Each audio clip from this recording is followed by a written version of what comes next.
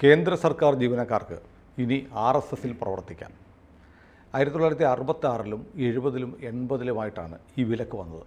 എന്ന് പറഞ്ഞാൽ 58 വർഷമായി കേന്ദ്ര സർക്കാർ ജീവനക്കാർക്ക് RSSൽ പ്രവർത്തിക്കുന്നതിന് വിലക്കുണ്ടായിരുന്നു. അത് പേഴ്സണൽ മന്ത്രാലയം, പ്രധാനമന്ത്രിയുടെ നേരിട്ടുള്ള വകുപ്പാണല്ലോ പേഴ്സണൽ മന്ത്രാലയം. അത് ജൂലൈ 9-ാം തീയതി ആ വിലക്ക് മാറ്റി. ഇനി ആർക്കും കേന്ദ്ര സർക്കാർ സർവീസിലുള്ള ആർക്കും RSSൽ പ്രവർത്തിക്കാം. ശുഭകരമായ വാർത്തയാണ്. പക്ഷെ എനിക്കത്ര ശുഭകരമായി തോന്നുന്നില്ല. കാരണം 58 വർഷമായി ഈ വിലക്കുണ്ടായിട്ട്. അതിനിടയ്ക്ക് വാജ്പേയിയുടെ സർക്കാർ വന്നു, മോദി 10 വർഷം പൂർത്തിയാക്കി വലിയ ഭൂരിപക്ഷത്തിൽ. അന്നൊന്നും തോന്നാതെ BJPക്ക് ഒറ്റയ്ക്ക് ഭൂരിപക്ഷമില്ലാത്തപ്പോൾ മാത്രം ഇത് പുനഃപരിശോധിക്കണം എന്ന് തീരുമാനിച്ചതിൻ്റെ രാഷ്ട്രീയം എന്താണ്? അതിലൊരു രാഷ്ട്രീയം ഉണ്ടാവാം. ഇങ്ങനൊരു പ്രശ്നം ആരെങ്കിലും ചൂണ്ടിക്കാണിച്ചു കാണും. പക്ഷേ RSSനെ സംബന്ധിച്ചിടത്തോളം ഇത് വലിയൊരു വിഷയമായിരുന്നില്ല. RSSൻ്റെ ഓഫീസ് ബെയറേഴ്സായിട്ട് സാധാരണ സർക്കാർ ഉദ്യോഗസ്ഥന്മാരെ വയ്ക്കാറില്ല. അത് കേന്ദ്ര സർക്കാരിൻ്റെ ആണെങ്കിലും കേരള സർക്കാരിൻ്റെ ആണെങ്കിലും. കേരള സർക്കാരിൻ്റെ 1967-ൽ ഇതുപോലൊരു നിരോധനമുണ്ട്. ഇപ്പോഴും നിലനിൽക്കുന്നു. കേരള സർക്കാരിൻ്റെ ഇതിപ്പോൾ നിരോധനം നീക്കിയിരിക്കുന്നത് കേന്ദ്ര സർക്കാരിൻ്റെ ഉദ്യോഗസ്ഥന്മാരുടെയാണ്. കേരള സർക്കാരിൻ്റെ നിരോധനം ഇപ്പോഴും നിൽക്കുന്നു. RSS അതിൽ ബോധേടല്ലാത്തത് സർക്കാർ ഉദ്യോഗസ്ഥന്മാരെ RSSൻ്റെ ഒഫീഷ്യലായിട്ട് എങ്ങും തന്നെ വയ്ക്കാറില്ല. പ്രത്യേകിച്ചും ഹൈ റെസ്പോൺസിബിലിറ്റിയൊക്കെ ഉള്ള ആൾക്കാർ, ഗവൺമെൻറ് ഉദ്യോഗസ്ഥന്മാരൊക്കെ അവർ RSSകാരായിരിക്കും. പക്ഷേ അവരെ ഓഫീസ് ബെയറായിട്ട്, കാര്യവാഹകമായിട്ട്, ബൗദ്ധിക പ്രമുഖമായിട്ട് ഇങ്ങനെയൊന്നും അവരെ വയ്ക്കില്ല. ഈവൻ ജില്ലാ കാര്യവാഹകമായിട്ടോ മണ്ഡല കാര്യവാഹകമായിട്ടോ പോലും വയ്ക്കില്ല. ഭാരവാഹിത്വം അവർക്ക് നേരത്തെ RSSൻ്റെ ഒരു ഡിസിപ്ലിൻ അനുസരിച്ച് അങ്ങനെയാണ്. കാരണം RSSന് നിരോധനം ആദ്യം വരുന്നത് 1936-ലാണ്. ബ്രിട്ടീഷ് ഭരണത്തിലാണ് ആദ്യത്തെ നിരോധനം. അത് സെൻട്രൽ പ്രോവിൻസ് ആൻഡ് ബെരാർ എന്നുവെച്ചാൽ മധ്യപ്രദേശും ഉത്തർപ്രദേശിൻ്റെ കുറേ കഷ്ണങ്ങളും ചേർന്ന ഒരു പ്രോവിൻസായിരുന്നു, പ്രാന്തം ആയിരുന്നു സെൻട്രൽ പ്രോവിൻസ് ആൻഡ് ബെരാർ. അവിടെ RSSനെ ഇതുപോലെ നിരോധിച്ചു. അന്ന് ബ്രിട്ടീഷ് സർക്കാർ പറഞ്ഞു RSSൽ പ്രവർത്തിക്കാൻ പാടില്ല. ഈ പ്രവർത്തിക്കാൻ പാടില്ല എന്ന് പറഞ്ഞാൽ എന്താ അതിനർത്ഥം? ഇത് കോടതിയിൽ പോകുമ്പോൾ സ്പെസിഫിക് ആവണമില്ല. RSSൽ ഒരാൾ പ്രവർത്തിച്ചു എന്ന് പറഞ്ഞാൽ എന്താ? അത് നോക്കിക്കൊണ്ട് തിന്നു എന്നാണ്? അല്ല.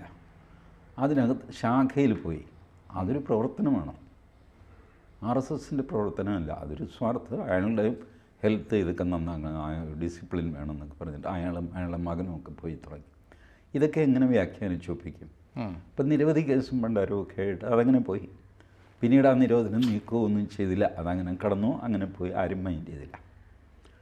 1941-ൽ കോലാപൂർ മഹാരാജാവ്, അദ്ദേഹത്തിന് എന്തോ ദേഷ്യം വന്നപ്പോൾ കോലാപൂർ രാജ്യത്ത് RSSനെ നിരോധിച്ചു. അത് ശരി, നിരോധിച്ചു, ശരി. ആ കോലാപൂർ നാട്ടുരാജ്യമാണ്. അപ്പോൾ അവിടെ RSS പ്രവർത്തനം ഇല്ല, ശരിയില്ല. ഒന്നാമത് RSS പ്രവർത്തനം തന്നെ തീരെ കുറവ്. ഈ 36, 41 എന്നൊക്കെ പറയുമ്പോൾ ആളെത്രയുണ്ട് RSSൽ? 47 പേരേ ഉള്ളൂ. അപ്പോൾ നിങ്ങൾ കണ്ണൂർ ജില്ലയിൽ RSSനെ നിരോധിച്ചിരിക്കുന്നു, ശരി. കണ്ണൂർ ജില്ലയിൽ നോക്കുമ്പോൾ ഒരു ശാഖയുണ്ട്, ഇത്രയല്ലേ ഉള്ളൂ. അത് വേണ്ടാന്ന് വെച്ചു, ഇപ്പം വഴക്കില്ലല്ലോ. ഇങ്ങനെ പൊക്കോണ്ടിരുന്നു. ഇത് കഴിഞ്ഞിട്ടാണ് നമ്മളുടെ 1948-ലെ നിരോധനം.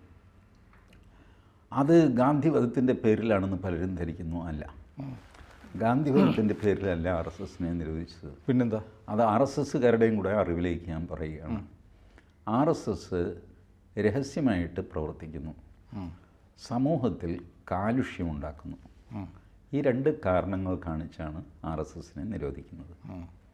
അതിൻ്റെ നോട്ടിഫിക്കേഷനിൽ കാണിച്ചിരിക്കുന്ന 2 കാര്യങ്ങളാണ്.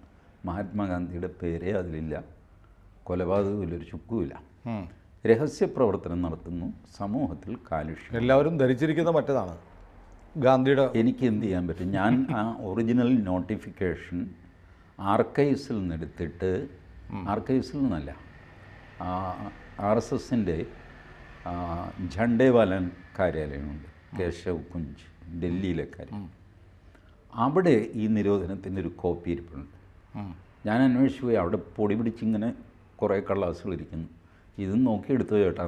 ഞാൻ 2 ദിവസം എടുത്തു. പൊടിയൊക്കെ തിന്ന് സാധനം ഞാനതിൽ നിന്ന് എടുത്തിട്ട് ഫോട്ടോ കോപ്പി എടുത്തു. എന്നിട്ട് ഞാൻ എൻ്റെ ഫേസ്ബുക്കിലിട്ടു, ഇതാണ് സത്യാവസ്ഥ, ഗാന്ധി മർഡറുമായിട്ട് ഒരു ബന്ധവും നിരോധനത്തിനില്ല. അതുമാത്രമല്ല, 48-ൽ ഭാരതം പൊളിറ്റിക്കലി ഒന്നായിട്ടില്ല.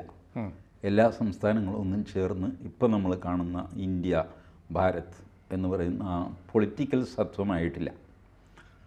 അപ്പോൾ എന്ത് സംഭവിച്ചു? പാർട്ട് എ സ്റ്റേറ്റുകൾ, ചില ഡയറക്റ്റ് ബ്രിട്ടീഷ് ഭരണത്തിന് കീഴിലുള്ളവർ, അവർക്ക് മാത്രമേ ഈ നിരോധനം ബാധകമാകുള്ളൂ എന്ന് പറഞ്ഞിട്ട് അങ്ങനെയാണ് സ്ഥിതി. പിന്നെ പാർട്ട് ബി സ്റ്റേറ്റുകൾ, അതായത് ഭരിക്കുന്നത് രാജാവ്, പക്ഷേ ഉടമസ്ഥൻ ബ്രിട്ടീഷ്. തിരുവിതാംകൂർ അങ്ങനെയായിരുന്നു. മലബാർ അങ്ങനെയായിരുന്നില്ല, ഡയറക്റ്റ് ബ്രിട്ടീഷുകാരാണ് ഭരിച്ചത്. തിരുവിതാംകൂർ രാജാക്കന്മാർ വഴി ബ്രിട്ടീഷുകാർ ഭരിച്ചുകൊണ്ടിരുന്നു. അപ്പോൾ ഇത് രണ്ടും തമ്മിൽ മലബാർ പാർട്ട് എ സംസ്ഥാനമാണ്, തിരുവിതാംകൂർ പാർട്ട് ബി സംസ്ഥാനമാണ്. പാർട്ട് എയിൽ മാത്രമാണ് ബാധകമായി. പാർട്ട് കാരണം അങ്ങനെ ഒരു നോട്ടിഫിക്കേഷൻ ഇറക്കാൻ പറ്റുള്ളൂ സർക്കാരിന്. പാർട്ട് ബി സംസ്ഥാനങ്ങൾക്ക് ബാധകമാക്കണമെങ്കിൽ പാർട്ട് എയിൽ ഇറക്കിയ നോട്ടിഫിക്കേഷൻ പാർട്ട് ബിയിലും ബാധകമാണെന്ന് പറഞ്ഞിട്ട് ഇവർ പ്രത്യേകം നോട്ടിഫിക്കേഷൻ ഇറക്കണം. ഇങ്ങനെ അത് അവിടെ ഇവിടെയൊക്കെ നിരോധനമുണ്ട്, അവിടെ ഇവിടെ ഇല്ല എന്നുള്ള മട്ടിൽ അങ്ങനെ കിടന്നു. കേരളത്തിൽ പാർട്ട് ബി നിരോധനം വന്നു എന്നാണ് എൻ്റെ ഓർമ്മ. അതിനെതിരെ സത്യാഗ്രഹമൊക്കെ നടന്നു. എൻ്റെ അമ്മാവൻ സത്യാഗ്രഹത്തിന് പോയതാണ്. കോഴിക്കോടാണ് സത്യാഗ്രഹത്തിൻ്റെ ഒരു കേന്ദ്രം. 1948 ഓർക്കണം. തെക്കൻ ഭാഗത്തൊക്കെ വളരെ കുറവായിരുന്നു, കുറച്ച് പേര് ഇവിടെയും ചെയ്തു. ഏതായാലും ഇദ്ദേഹം ഈ ചേർത്തല പട്ടണക്കാട് അന്ധകാരനഴി എന്ന് പറയുന്ന സ്ഥലത്ത് നിന്ന് കോഴിക്കോട് സത്യാഗ്രഹത്തിന് പോയി. പോലീസുകാരെ അറസ്റ്റ് ചെയ്തിട്ട് ഇവരെ വയനാട് ഭാഗത്തേക്കുള്ള റോഡിലൂടെ വാൻ ഓടിച്ചുകൊണ്ട് പോയി 10-13 കിലോമീറ്റർ കഴിഞ്ഞപ്പോൾ ചുമ്മാ ഇറക്കി വിട്ടു. ഒരു പണി. അപ്പോൾ ഇറങ്ങി കഴിയുമ്പോൾ അവിടെ മനുഷ്യവാസമൊന്നും ഇല്ലാത്ത സ്ഥലമാണ്, കാടാണല്ലോ. പിന്നെ അങ്ങോട്ട് കുറേ നടന്ന് ഇപ്പുറത്തേക്ക് വന്നപ്പോൾ മനുഷ്യവാസമൊക്കെ ആയി. ഏതോ വീട്ടിൽ നിന്ന് ഭക്ഷണമൊക്കെ കഴിച്ചു, വണ്ടി കയറി ആശാൻ തിരിച്ചു വന്നു. ഇതാണ് അന്നത്തെ നിരോധനത്തിൻ്റെ. ചിലരൊക്കെ പിടിച്ച് ജയിലിടുകയൊക്കെ ചെയ്തിരുന്നു കേട്ടോ. പക്ഷേ കേരളത്തിൽ അങ്ങനെ കാര്യമായിട്ടുണ്ടായില്ല. കാരണം ഇത് പാർട്ട് ബി സ്റ്റേറ്റാണ്. തിരുവിതാംകൂർ രാജാവിന് പ്രത്യേക താല്പര്യമുണ്ടെങ്കിൽ മാത്രം ഇതിൽ കയറിയിട്ട് തിരുവിതാംകൂർ പോലീസ് ഇടപെട്ട് ഇങ്ങനെയൊക്കെ ചെയ്യേണ്ട സംഗതികളാണ്. അതിനൊക്കെ ആരും മെനക്കെടുന്നു. ഈ RSSകാരനെ എന്ത് ചെയ്തു എന്ന് പറഞ്ഞാണ് ഇവൻ്റെ വെങ്കട്ട് കയറുന്നതാണ് അന്നത്തെ ഇത്. ഞാൻ ഈ മാതൃഭൂമി പത്രത്തിൻ്റെ ജാനുവരി 31 മുതൽ ഫെബ്രുവരി 10 വരെയുള്ള ലക്കങ്ങളുടെ 48 ഇതിലൊന്നും തന്നെ RSSൻ്റെ പേരില്ല. 2 വാർത്തകളുണ്ട് പാലക്കാട് നിന്നാണ്, രണ്ടും പാലക്കാട് നിന്നാണ് എൻ്റെ ഓർമ്മ. ചെറിയ വാർത്തകളാണ്. ഗാന്ധിജിയെ കൊന്നത് RSS ആണെന്നുള്ള പേരിൽ 2 ചെറുപ്പക്കാരെ കമ്മ്യൂണിസ്റ്റുകാർ പിടിച്ചു നിർത്തി മർദ്ദിച്ചതായി പരാതി. അതാണൊരു വാർത്ത, തീരെ ചെറിയ. മറ്റതും ഇതുപോലെ കമ്മ്യൂണിസ്റ്റുകാർ RSSകാരെ പിടിച്ചു നിർത്തി മർദ്ദിച്ചു എന്ന് പരാതി. 2 വാർത്തയാണുള്ളത്. ജാനുവരി 31 മുതൽ ഫെബ്രുവരി 10 വരെ RSSൻ്റെ പേരില്ല ഗാന്ധിവധത്തിലൊന്നും. ഈ കമ്മ്യൂണിസ്റ്റുകാരനെ ഇങ്ങനെ ചെയ്തു എന്ന് പറഞ്ഞ് 2 ലോക്കൽ നിൽക്കടാ നീയല്ലേ ഗാന്ധി. കാരണം അന്ന് കമ്മ്യൂണിസ്റ്റുകാർ മരിച്ച് ശ്രമിക്കുകയാണ് എങ്ങനെയെങ്കിലും RSSൻ്റെ തലയിൽ വയ്ക്കാൻ. കോൺഗ്രസ്സുകാർക്ക് വലിയ താല്പര്യമൊന്നുമില്ല. ആ താല്പര്യമൊക്കെ പിന്നീടുണ്ടായി വന്നതാണ്. 48-ൽ അതുണ്ടായിരുന്നില്ല. അപ്പോൾ ഇതാണ് വാസ്തവം. അതുകൊണ്ട് നിരവധി നിരോധനങ്ങൾ ഇങ്ങനെ കഴിഞ്ഞപ്പോൾ അതിനുശേഷം അടിയന്തരാവസ്ഥയിലെ നിരോധനം, പിന്നെ ഈ ബാബറി മസ്ജിദ് ആ സമയത്ത് നിരോധനം. ചുരുക്കി പറഞ്ഞാൽ നിരോധനത്തിലൂടെ തന്നെയാണ് RSS ഇങ്ങനെ വന്നത്. അതുകൊണ്ട് നിരോധനം RSS വകവയ്ക്കാറില്ല. RSSനെ നിരോധിക്കുമ്പോൾ നിരോധിക്കുന്നവർക്കും അറിയാം ഇവർ കുഴപ്പക്കാരൊന്നുമല്ല. പലപ്പോഴും തൂക്കമൊപ്പിക്കാൻ വേണ്ടിയിട്ടാണ്. ഇപ്പോൾ ഈ നോട്ടിഫിക്കേഷൻ നോക്കിക്കോ, ഏതോ ഒരു ലിസ്റ്റുണ്ട് അന്നത്തെ 66-ലെ 70-ലെ 80-ലെ ലിസ്റ്റുണ്ട്. ആ ലിസ്റ്റിൽ നിന്ന് രാഷ്ട്രീയ സ്വയം സേവക സംഘം RSS കൂടുതലുണ്ട്. ഇതാണ് നോട്ടിഫിക്കേഷൻ. കാരണം അന്നൊരു പക്ഷേ എഴുതിയപ്പോൾ ഈ ടൈപ്പ് ചെയ്തവൻ സ്വയം സേവകൻ 2 അക്ഷരമായിട്ട് ടൈപ്പ് ചെയ്ത് കാണും. അപ്പോൾ 6 കഴിഞ്ഞിട്ട് 2S അല്ല 3S വന്നു. ഇതും ആ നോട്ടിഫിക്കേഷനുണ്ട്, ഞാൻ ശ്രദ്ധിച്ചു അത് അന്ന് വരുത്തിയ ടൈപ്പിംഗ് മിസ്റ്റേക്ക് ഇപ്പോഴും അതേ.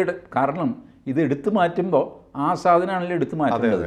അപ്പോൾ അന്ന് എന്തായിരുന്നോ പേര്, ആ പേര് ഇന്നടി. ഇതൊക്കെ ബ്യൂറോക്രസിയിൽ സംഭവിക്കുന്നതാണ്. ഒറ്റ ഒരു ടൈപ്പിസ്റ്റ് വിചാരിച്ചു കഴിഞ്ഞാൽ ഈ സാധനം മൊത്തം കുത്തിപ്പൊളിക്കാൻ പറ്റും.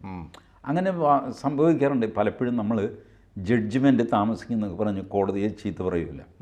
ഈ സംഭവം എന്ന് പറഞ്ഞാൽ ജഡ്ജിമാർക്ക് ഇതറിയാം. ഈ ടൈപ്പിസ്റ്റ് ഒരു കൊസ്രാക്കുളെ അവൻ മനഃപൂർവ്വമായിരിക്കില്ല. ഇത് ചെയ്തു കഴിഞ്ഞാൽ ഈ സാധനത്തിൻ്റെ അർത്ഥം തന്നെ മാറിപ്പോവും. അപ്പം ഈ പോരാഞ്ഞിട്ട് ഇപ്പോൾ ഈ സജഷൻ വരുമല്ലോ, നമ്മളൊരു വാക്ക് ടൈപ്പ് ചെയ്ത് തുടങ്ങുമ്പോൾ തന്നെ സജസ്റ്റ് ചെയ്യും, പ്രെഡിക്റ്റീവ് ടെക്സ്റ്റ്. പിന്നെ ആ വാക്കുകൾ ഇങ്ങനെ വന്നു കഴിയുമ്പോൾ ഇവൻ കുത്തി, ഇത് പോയി വേറെ വാക്കായിട്ട് മാറി. പി പരമേശ്വരൻ്റെ ഒരിക്കൽ വർഷം കുറേ കഴിഞ്ഞതുകൊണ്ട് ആർക്കും പ്രയാസമൊന്നും ഉണ്ടാവരുത്, ഞാൻ സത്യാവസ്ഥ പറയും. പി പരമേശ്വരനെ കേരളത്തിലെ പ്രശസ്തമായ ഒരു ആശുപത്രിയിലാണ് അദ്ദേഹം ഒരുപാട് ആരോഗ്യ പ്രശ്നം പ്രായമൊക്കെ ആയി കഴിഞ്ഞപ്പോൾ ടെസ്റ്റ് ചെയ്തുകൊണ്ടിരുന്നത്.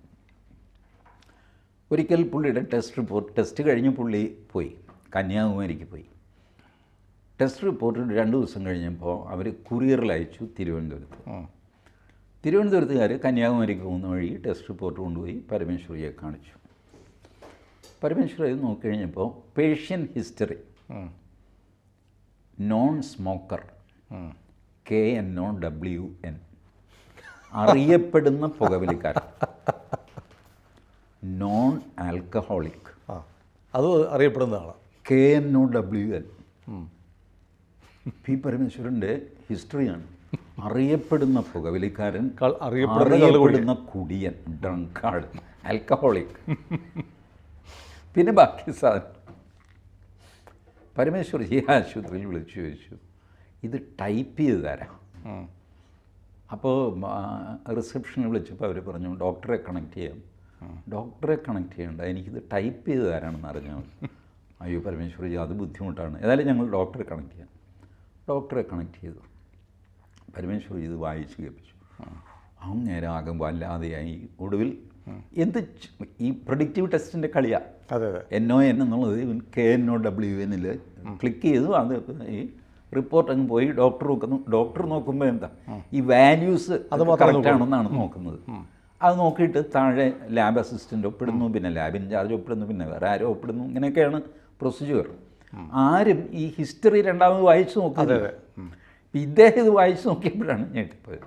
ഇതൊക്കെയാണ് സംഭവം. ഇപ്പോൾ ഈ RSSS എന്ന് വരാൻ കാര്യം ഒരു ടൈപ്പിസ്റ്റ് അന്ന് വരുത്തിയ മിസ്റ്റേക്ക്, 1966 വരുത്തിയ മിസ്റ്റേക്ക് ഇന്നത്തെ ടൈപ്പിസ്റ്റ് വീണ്ടും വരുത്തിയിരിക്കുന്നു. ഒരുപക്ഷെ അയാളുടെ ബുദ്ധിയിൽ ഇതാണല്ലോ മാറ്റേണ്ടത്, അത് തന്നെ ടൈപ്പ് ചെയ്യണ്ടേ, അത് മുഴുവൻ വേണമല്ലോ, അല്ലെങ്കിൽ അതുണ്ടെന്ന് പറയും, പിന്നെ അത് വഴക്കാകും. അതുകൊണ്ട് അയാൾ അതുപോലെ ടൈപ്പ് ചെയ്തു. ഈ സാധനം RSSനെ സംബന്ധിച്ചിടത്തോളം ഇതെടുത്ത് മാറ്റിയാലും മാറ്റിയില്ലെങ്കിലും RSS പ്രവർത്തിക്കും. അതെല്ലാവർക്കും അറിയാം. പക്ഷേ എൻ്റെ സംശയം അതല്ല ടീച്ചി. ഞാൻ ആദ്യമേ പറഞ്ഞു, ടീച്ചി അത് പറഞ്ഞില്ല. അല്ല, ഇത് കഥ പറയുമ്പോൾ, ചരിത്രം പറയുമ്പോൾ അതിൻ്റെ പിന്നാലെ വരുമായിരിക്കും. എന്നാലും ഞാൻ ഓർമ്മിപ്പിക്കുകയാണ്. ടീച്ചി ഇടയ്ക്ക് തുടക്കത്തിൽ പറഞ്ഞത് ഇപ്പോൾ ആരെങ്കിലും അത് ഓർമ്മിപ്പിച്ചായിരിക്കും, അതുകൊണ്ട് സർക്കാർ തിരുത്തിയതാണെന്ന്. അപ്പോൾ കേന്ദ്ര സർക്കാരിൻ്റെ പ്രധാനപ്പെട്ട സീറ്റുകളിലിരിക്കുന്ന നരേന്ദ്രമോദി ആവട്ടെ, അദ്ദേഹം ഉൾപ്പെടെ പലരും RSSലൂടെ വന്നവരാണ്. അവർക്കറിയാമല്ലോ ഈ ഒരു നിരോധനം ഉണ്ടെന്ന്. കഴിഞ്ഞ 10 വർഷം വലിയ നിർണായകമായ ഭൂരിപക്ഷത്തിൽ ഭരിച്ചു. ഇപ്പോൾ ഭൂരിപക്ഷം ഇല്ല. RSSും BJPയും തമ്മിൽ എന്തൊക്കെയോ പ്രശ്നങ്ങളുണ്ടെന്ന് വലിയൊരു കമ്പയിനിങ് നടക്കുന്നുണ്ട്. അപ്പോൾ പെട്ടെന്ന് ഇത് പിൻവലിക്കുമ്പോൾ ഒരു സംശയം ഉണ്ടാവാം. കാരണം ഈ പരാജയത്തിന് ശേഷം പല പരിശോധന നടക്കുമല്ലോ. അപ്പോൾ ഏതെങ്കിലും ഒരു RSSകാരൻ പറഞ്ഞാൽ മതി, ഇങ്ങനെ ഒരു ഏടാകൂടമുണ്ട്, ആദ്യം എടുത്തു മാറ്റാൻ ഞാൻ പറഞ്ഞിട്ട് 10 വർഷമായി ഒരു മനുഷ്യനെയും കേട്ടില്ല. അങ്ങനെയുണ്ടോ? പിന്നെ ഞാൻ എത്ര തവണ റിമൈൻഡർ അയച്ചു, എത്ര ഇമെയിൽ അയച്ചു എന്നൊക്കെ പറഞ്ഞിട്ട് ഒരു സ്വയം സേവകൻ പൊട്ടിത്തെറിക്കുന്നു. ബാക്കിയുള്ളവരിത് അറിയുന്നില്ല. ഇപ്പം ഞാൻ നെഞ്ചത്ത് കൈവച്ച് സുനിലിനോട് പറയാം, 1967 മുതൽ കേരളത്തിൽ ഈ നിരോധനം ഉണ്ടെന്ന് അറിയാവുന്ന കേരള സർക്കാർ ജീവനക്കാരായ RSSകാരുടെ എണ്ണം വളരെ കുറവായിരിക്കും. They don't know. കാരണം നോബഡി ടേക്സ് ദാറ്റ് സീരിയസ്. അങ്ങനെ ഒരു സർക്കിൾ ഇറങ്ങി അവിടെ ഫയലിൽ കിടപ്പുണ്ട്, ഇത് തന്നെ ചെയ്യാനുള്ളതൊക്കെ എല്ലാവരും ചെയ്യുന്നുണ്ട്. പക്ഷേ RSS ഇതിൽ കെയർഫുള്ളാണ്. ഗവൺമെൻറ് ഉദ്യോഗസ്ഥന്മാർ ഏതെങ്കിലും ഒഫീഷ്യൽ ബെയറായിട്ട് അവർ വയ്ക്കാറില്ല. ഇനി അങ്ങനെ വെച്ചിട്ടുണ്ടെങ്കിൽ തന്നെ അതാരും ഇഷ്യൂ ആക്കാറുമില്ല. ഇപ്പം ഈ വീഡിയോ കാണുന്ന RSSകാർ തന്നെ ഓർക്കും, ഞാൻ ഒഫീഷ്യലാണല്ലോ, പിന്നെ ഈ ചേട്ടൻ ഇങ്ങനെ ഇരുന്ന് അടിക്കുന്നത് അറിയാതെ സംഭവിക്കുന്നതാണ്. അതെ, വയ്ക്കുന്ന ആളിനും ആകുന്ന ആളിനും രണ്ടുപേർക്കും ഇതറിയില്ലെങ്കിൽ എന്ത് സംഭവിക്കും? അതെ, ഗവൺമെൻറ്റിനും ഇതറിയില്ല. ചീഫ് സെക്രട്ടറിയോട് ചോദിച്ചോ RSSൽ പ്രവർത്തിക്കാൻ നിരോധനമുണ്ടോ? അത് നോക്കണം, അത് ആ സെക്ഷൻ ഓഫീസർ ആ ഷൺമുഖം പിള്ളയോട് പോയി ചോദിക്കുക, എന്നെ ഉപദ്രവിക്കാതെ. കാരണം അങ്ങേർക്ക് അതിലും ഇമ്പോർട്ടൻ്റായ 110 കാര്യങ്ങൾ ബിസിയാണ് മനുഷ്യൻ. ഈ ഡസിനോ ഒരു സർക്കുലർ 1967 ഇറങ്ങി എന്നുള്ളത് ആരറിയാൻ, ആരിപ്പോൾ ഓർക്കാൻ? ഇങ്ങനെ അതിൻ്റെ ഇമ്പോർട്ടൻസ് ഇല്ലാതെ അത് പോയത്. ഏതായാലും സർക്കാർ ഇപ്പോൾ ഈ പറഞ്ഞ പോലെ ആരോ പറഞ്ഞിട്ട് തിരുത്തിയതായിരിക്കാം. അതെ, തീർച്ചയായിട്ടും ആരെങ്കിലും പറഞ്ഞിട്ട് തിരുത്തിയതായിരിക്കും. ഇതുപോലെ ഞാൻ പ്രതീക്ഷിക്കുന്ന വേറൊരു കാര്യമുണ്ട്. ഈ സംവിധാൻ ഹത്യാ ദിവസ് വന്നില്ല, ജൂൺ 25. അത് അടിയന്തരാവസ്ഥയെ ഓർമ്മിപ്പിക്കാൻ വേണ്ടിയിട്ടാണ്. സ്വാഭാവികമായിട്ട് അടിയന്തരാവസ്ഥയിൽ ജയിലിൽ പോയവരും തല്ലുകൊണ്ടുവരുമായ ആൾക്കാരുണ്ട്. അവർക്ക് മധ്യപ്രദേശ് സർക്കാർ, ചില സർക്കാരുകളൊക്കെ അവരെ അധികാരത്തിൽ വന്നപ്പോൾ അവർക്ക് ചില്ലറ പെൻഷൻ, ചികിത്സാ സഹായം എന്നുള്ള നിലയ്ക്ക് കൊടുത്തിട്ടുണ്ട്. അത് ഇൻസ്റ്റിറ്റ്യൂഷനിൽ ചെയ്യണം എന്നുള്ളൊരു ഡിമാൻഡ് കുറേ കാലമായിട്ടുണ്ട്. അപ്പോൾ അന്ന് ആദ്യം RSS താത്വികമായ നിലപാടെടുത്തു. നമ്മൾ സമരം ചെയ്ത് ജനാധിപത്യം പുനഃസ്ഥാപിക്കാൻ വേണ്ടിയിട്ടാണ്, അല്ലാതെ പെൻഷൻ കിട്ടാനോ അതൊന്നും ശരിയല്ല. അത് കോൺഗ്രസ്സുകാർ ചെയ്യുന്നതാണ്. സ്വാതന്ത്ര്യ സമരത്തിന് കാശ് താമ്രപത്രം കൊടുക്കുക ഇങ്ങനെയൊക്കെ പറഞ്ഞിട്ട് എനിക്ക് കിട്ടിയില്ല എന്നൊക്കെ പറഞ്ഞു, അതൊന്നും പാടില്ല. സംഗതിയൊക്കെ ശരി. ബട്ട് പ്രാക്ടിക്കൽ തലത്തിൽ പ്രായമായി കഴിഞ്ഞപ്പോൾ എന്താ, ഇവർക്ക് ഓരോ അസുഖങ്ങൾ ആദ്യം എല്ലാ ജൂൺ മാസങ്ങളിലും അസുഖം വരാൻ തുടങ്ങി. പിന്നെ അത് ജൂൺ, ജൂലൈ, ഓഗസ്റ്റ് വരെ നീളാൻ തുടങ്ങി. പിന്നെ ജൂണായിട്ട് മാറി. അടിയന്തരാവസ്ഥയിൽ അടികൊണ്ടവർക്ക് ഈ ശരീരത്തിന് അന്നേറ്റ ക്ഷതമുണ്ടല്ലോ, ചെറുപ്പത്തിൽ അതറിയില്ല. വയസ്സാകുമ്പോൾ ഇവർക്ക് പെട്ടെന്ന് ഒരു 55 വയസ്സൊക്കെ ആകുമ്പോൾ ഈ പ്രശ്നം തുടങ്ങും. എല്ലാ ജൂണിലും ഇവർക്ക് പനി വരും, അത് ഇത് പ്രശ്നം. പിന്നെ ജൂൺ, ജൂലൈ വരെ അത് നിൽക്കും. പിന്നെ ജൂൺ, ജൂലൈ, ഓഗസ്റ്റായി. പിന്നെ ജൂൺ മുതൽ ജൂൺ തുടർച്ചയായിട്ട് അസുഖമായി. അപ്പോൾ അവർക്ക് എന്തെങ്കിലും സഹായം ചെയ്യണ്ടേ? തത്വം ശരിയാണ്, സമ്മതിച്ചു. ബട്ട് പ്രാക്ടിക്കലി ഇവരെന്ത് ചെയ്യും? ആരിവരെ സപ്പോർട്ട് ചെയ്യും? കുറേ പേര് അത് സപ്പോർട്ട് ചെയ്യാനൊരു പരിപാടിയൊക്കെ ഉണ്ടാക്കി അത് ചെയ്യുന്നൊക്കെ ഉണ്ട്, അവരെ ഉപേക്ഷിച്ചിട്ടൊന്നുമില്ല. ബട്ട് അത് ഇൻസ്റ്റിറ്റ്യൂഷണലൈസ് ചെയ്യേണ്ടതായിരുന്നു. അപ്പം അതും ചിലപ്പോൾ ഈ വരുമായിരിക്കും, നമ്മുടെ സംവിധാൻ ഹത്യാ ദിവസത്തിനോടനുബന്ധിച്ച് അത് വരുമായിരിക്കും. ഇതിലൂടെ കണക്ട് ചെയ്യുമ്പോൾ നമ്മൾ 2 ദിവസം കാണാത്തതുകൊണ്ടാണ് സർസംഘചാലകൻ്റെ മറ്റൊരു പ്രസ്താവന വീണ്ടും വിവാദമായി. സൂപ്പർമാനാകാൻ ചിലർ ശ്രമിക്കുന്നു, ചിലർ ഭഗവാനാണെന്ന് പറയുന്നു എന്നൊക്കെ പറയുന്നത് ഉടനെ നരേന്ദ്രമോദിയുമായി കണക്ട് ചെയ്ത് മാധ്യമങ്ങളിലൊക്കെ വാർത്ത വന്നു. അപ്പോൾ വേണമെങ്കിൽ നമുക്ക് സാങ്കേതികമായിട്ട് പറയാം അതൊന്നുമല്ല, ജനറൽ സ്റ്റേറ്റ്മെൻ്റ് ആണെന്ന് പറയാം. പക്ഷേ കഴിഞ്ഞ കുറേ കാലമായി അദ്ദേഹത്തിൻ്റെ ഭാഗത്തുനിന്നുണ്ടാകുന്ന സ്റ്റേറ്റ്മെൻറ്റ്സ് അല്ലെങ്കിൽ ഓർഗനൈസറിൽ വരുന്ന ലേഖനങ്ങൾ ഇതെല്ലാം വിവാദങ്ങൾ ഉണ്ടാക്കുമ്പോൾ സർസംഘചാലകനാണെങ്കിലും ഒരു മിതത്വം പാലിക്കുന്നത് നല്ലതല്ലേ? എതിരാളികൾക്കൊരു വടി കൊടുക്കണോ? ഓർഗനൈസറിൽ വരുന്ന ലേഖനങ്ങൾ ഇല്ല, ഒറ്റ ലേഖനം. ശരി, സർസംഘചാലകൻ്റെ പ്രസംഗങ്ങൾ ഇല്ല, ഒറ്റ പ്രസംഗം. അതിനുശേഷം ഇപ്പോൾ പുതിയ 2. ഈ രണ്ടാമത്തേതിൽ സംഭവിച്ചത് ഈ പ്രസംഗങ്ങളുടെ ഒന്നും ഫുൾ ആരും കേൾപ്പിക്കുന്നില്ല. എവിടെ വെച്ചാണ്, എന്തിനിത് പറഞ്ഞു, ഏത് കോണ്ടെക്സ്റ്റിൽ പറഞ്ഞു, ഇത് ആർക്കും അറിയില്ല. ഒരു നിമിഷം, ഒരുപാട് പേര് കഴിഞ്ഞ 2-3 ദിവസമായിട്ട് എനിക്ക് മെസ്സേജ് അയക്കുകയും വിളിക്കുകയും ചെയ്യുന്നുണ്ട്. TG കൂടെ വരുമ്പോൾ ഇതൊന്ന് പറയണം, ഇതെല്ലാം കേട്ടിട്ട് ഞങ്ങൾക്ക് ഭയങ്കര വിഷമം വരുന്നു. അതുകൊണ്ടാണ് ഇപ്പോൾ ഞാൻ ചോദിക്കുന്നത്. ഇതെവിടെ ഈ പ്രസംഗം ചെയ്തു? കാരണം ഒരു ചെറിയ ക്ലിപ്പാണല്ലോ പ്രചരിക്കുന്നത്. അല്ല, ഇംഗ്ലീഷ് പത്രങ്ങളിലൊക്കെ എല്ലാ പത്രങ്ങളിലും വാർത്തയുണ്ടായിരുന്നു. എല്ലാവരും അത് ആ ക്ലിപ്പിനെ ബേസ് ചെയ്താണ്, അല്ലാതെ ടോട്ടൽ പ്രസംഗം ആരും റിപ്പോർട്ട് ചെയ്തിട്ടില്ല. യൂട്യൂബിലും ഞാൻ കുറച്ച് തിരഞ്ഞു നോക്കി, എനിക്ക് കണ്ടില്ല. ഒരു പക്ഷേ എൻ്റെ പരിമിതി ഉണ്ടാവാൻ എനിക്ക് കാണാൻ പറ്റിയില്ല ഫുൾ പ്രസംഗം ഏത് കോണ്ടെക്സ്റ്റിലാണ്. ബട്ട് ഞാൻ ഇപ്പോൾ ഈ വിവാദമായ പ്രസംഗം നിങ്ങൾ നോക്കൂ, അത് ആ ക്ലിപ്പിൽ പോലും അതുണ്ട്. പണ്ട് വള്ളത്തോൾ എഴുതിയില്ലേ, വള്ളത്തോളല്ലേ അത് എഴുതിയത്? എനിക്ക് സംശയം. അവനീശത വേണം ആഢ്യനുർവീധവനാശിപ്പതു ചക്രവർത്തിയാവാൻ, അവനോ ഭുവനാധിപത്യലുബ്ധൻ, ശിവനെ മർത്യന് തൃഷ്ണതീരലുണ്ടോ. ഈ ശ്ലോകത്തിൻ്റെ അർത്ഥമാണ് മോഹൻജി ഭാഗവത് ഹിന്ദിയിൽ പറഞ്ഞത്. ഒരുത്തന് രാജ്യം കീഴടക്കണം, രാജ്യം കീഴടക്കിയാൽ പിന്നെ ആ ഭൂഖണ്ഡം കീഴടക്കണം, പിന്നെ കംപ്ലീറ്റ് ഭൂമി കീഴടക്കണം. ഈശ്വര ശിവനെ മർത്യന് തൃഷ്ണ തീരലുണ്ടോ, അധികാരമോഹം തീരുന്നില്ല. ഞാൻ ഇത് തന്നെ രാഹുൽ ഗാന്ധിയെ ചേർത്ത് പറയുകയാണ്. 44 സീറ്റ് കിട്ടി, മോഹം തീർന്നില്ല. 54 ആയി, മോഹം തീർന്നില്ല. 99 ആയി, പോരാ. ഇനി 199 ആകും, പോരാ. 230 ആകും, പോരാ. ഇതല്ലേ മോഹൻജി ഭാഗവത് പറഞ്ഞതിൻ്റെ അർത്ഥം എന്ന് ചോദിച്ചാലോ? ഇത് തന്നെ എനിക്കും സുനിലിനും ഒക്കെ ബാധകമായൊരു പ്രിൻസിപ്പിളാണ്. അതെ, അങ്ങനെയും ഒരു കാലത്തും മനുഷ്യൻ്റെ മോഹം അടങ്ങുന്നില്ല. ഇതൊക്കെ RSSൻ്റെ ബൈഠക്കുകൾ പങ്കെടുക്കുകയും ബൗദ്ധികൾ കേൾക്കുകയും ചെയ്യുന്ന ആൾക്കാർക്കറിയാം. ഇതെല്ലാം കാലാകാലങ്ങളായിട്ട് ഇവർ പറഞ്ഞിട്ടുണ്ട്. കാലാകാലങ്ങളായിട്ട് പറയുന്ന സന്ദർഭം പ്രധാനമാണ്. അത് ഈ സന്ദർഭം മാത്രം നോക്കിയിട്ട് മിണ്ടാതിരിക്കുക, അങ്ങനെ ഒരു പൊളിറ്റിക്കൽ സംഘടനയല്ല RSS. ഞാൻ പറയുന്നതിന് ഇന്നർത്ഥം അവർ കൊടുത്തു കഴിഞ്ഞാൽ അപ്പം കുഴപ്പമായെങ്കിലോ ആയെങ്കിലും ആവും. എനിക്ക് പറയാനുള്ളത് ഞാൻ പറഞ്ഞുകൊണ്ടേയിരിക്കും. ഈ മോഹൻജി ഭാഗവത് ഒരിക്കൽ കൊച്ചിയിൽ വന്നിരുന്നു. കൊച്ചിയിൽ വന്നപ്പോൾ അദ്ദേഹം പറഞ്ഞു, 1925 നമ്മുടെ സംഘടന സ്ഥാപിക്കുമ്പോൾ അന്ന് ഡോക്ടർ ഹെഡ്ഗവാർ എന്ത് പറഞ്ഞു അതേ കാര്യമാണ് എനിക്ക് നിങ്ങളോട് പറയുന്നത്. കേട്ട് കേട്ട് കേട്ട് മതിയായില്ലേ? മതിയായവരുണ്ടാവാം, മതിയാകാത്തവരുണ്ടാകാം, ആദ്യമായിട്ട് കേൾക്കുന്നവരുണ്ടാകാം, രണ്ടാമതായിട്ട് കേൾക്കുന്നവരുണ്ടാകാം. അന്ന് മുതലേ കേട്ട് വന്ന ആരെങ്കിലും ഉണ്ടെങ്കിൽ, അത്രയും പ്രായമുള്ള മനുഷ്യരുണ്ടെങ്കിൽ അവർക്കിത് വല്ലാതെ ബോറടിച്ചൊന്നും വരാം. പക്ഷേ എനിക്ക് വേറെ ഒന്നും പറയാനില്ല. ഒരേ ലൈനിലാണ് സംസാരം പോകുന്നത്. ഗുരുജി ഗോൾവൽക്കർ ചെയ്ത പ്രസംഗം, ഡോക്ടർജിയുടെ പല പ്രസംഗങ്ങളും റെക്കോർഡിലില്ല. അദ്ദേഹത്തിൻ്റെ കത്തുകൾ മാത്രമാണ് റെക്കോർഡിലുള്ളത്. ബാക്കി ഒന്നും തന്നെ അന്ന് എഴുതിയെടുക്കുന്ന സ്വഭാവമില്ല, റെക്കോർഡില്ല, ഫിലിമില്ല, ഒന്നുമില്ല. പക്ഷേ ഗുരുജിയുടെ കാലം വന്നു കഴിഞ്ഞപ്പോൾ എഴുതിയെടുക്കാനും പഠിക്കാനും അങ്ങനെയാണ് ഈ ബഞ്ച് ഓഫ് തോട്ട്സ്. അദ്ദേഹം എഴുതിയ ബുക്കല്ല അത്. അദ്ദേഹത്തിൻ്റെ പ്രസംഗങ്ങൾ, പ്രഭാഷണങ്ങൾ കേട്ടെഴുതിയെടുത്ത ആൾക്കാർ അത് ക്രോഡീകരിച്ച് ബഞ്ച് ഓഫ് തോട്ട്സ് ആക്കിയതാണ്. അതും ബഞ്ചാണ്, ഫ്ലോയൊന്നുമില്ല. മലയാളത്തിൽ തർജ്ജമ ചെയ്തപ്പോഴാണ് വിചാരധാര ആയത്. വാസ്തവത്തിൽ ധാരയില്ല, ഇംഗ്ലീഷിൽ തയ്യാറാക്കുന്നത്. ധാരയല്ല, ബഞ്ചാണ്. കുറേ ഇൻഡിപെൻഡൻറ്റ് തോട്ട്സ് കൂട്ടിക്കെട്ടിയതാണ് ബഞ്ച്. ബട്ട് മലയാളത്തിൽ വിചാരധാര, ശരി വിചാരധാര കൊള്ളാം, നല്ല പേര് ചെയ്തു. ഇതാണ് സംഭവം. അപ്പോൾ അദ്ദേഹത്തിൻ്റെ ഒരു പ്രസംഗം ഈ ബഞ്ചിലെ ഒരു ഇതാണ് എന്ന് വിചാരിച്ചാൽ മതി. ഒരു കതിരാണ്.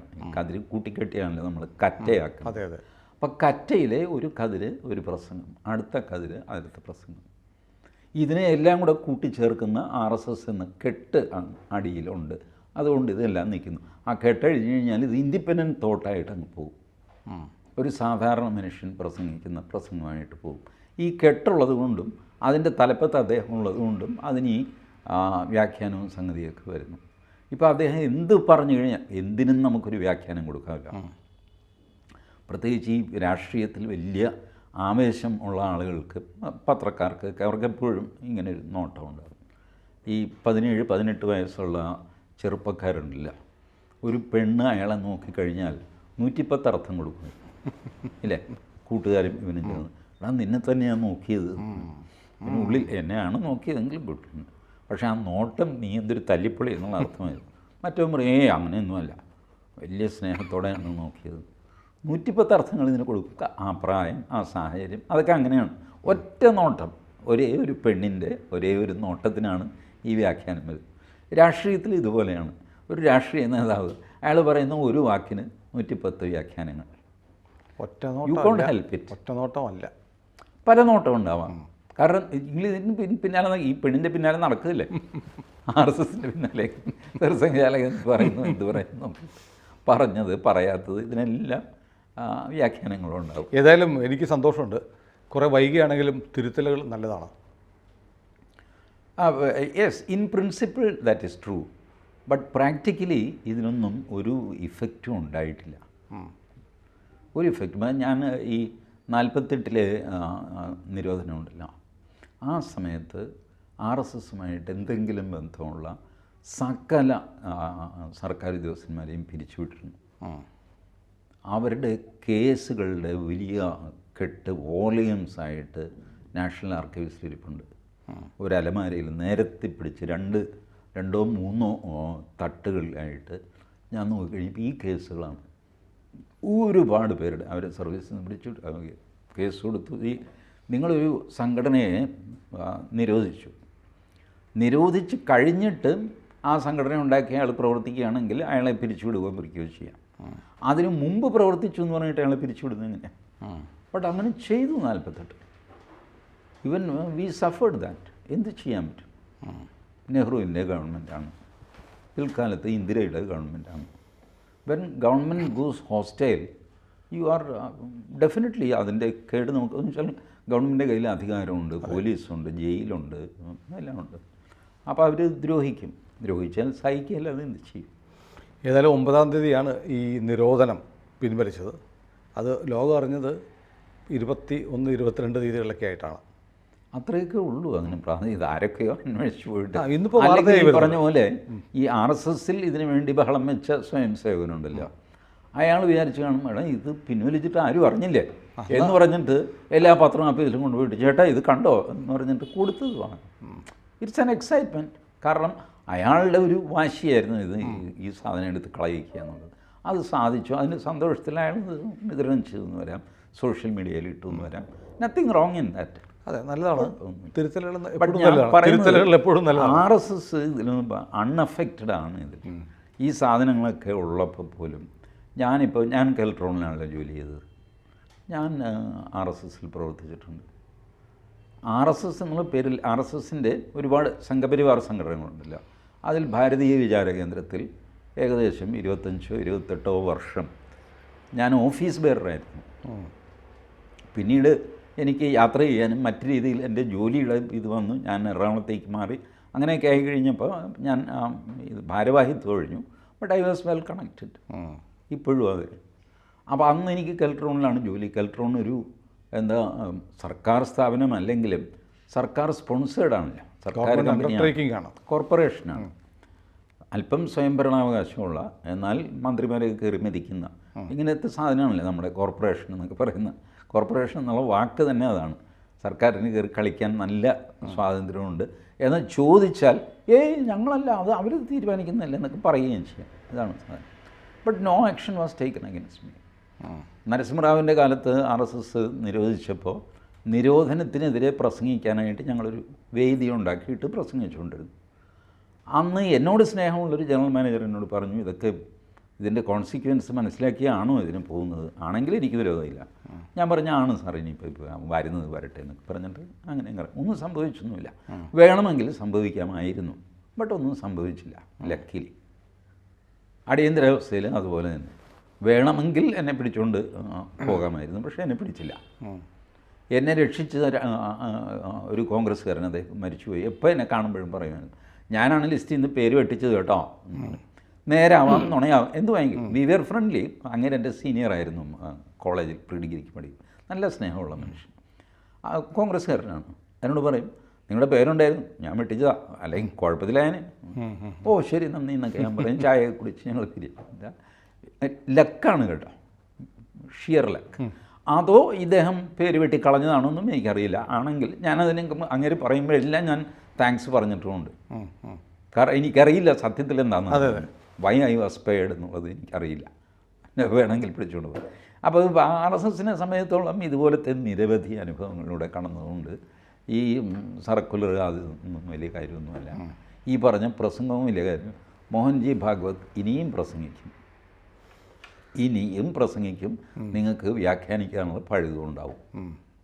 കാരണം he speaks about not about politics, he is speaking about human nature and nation.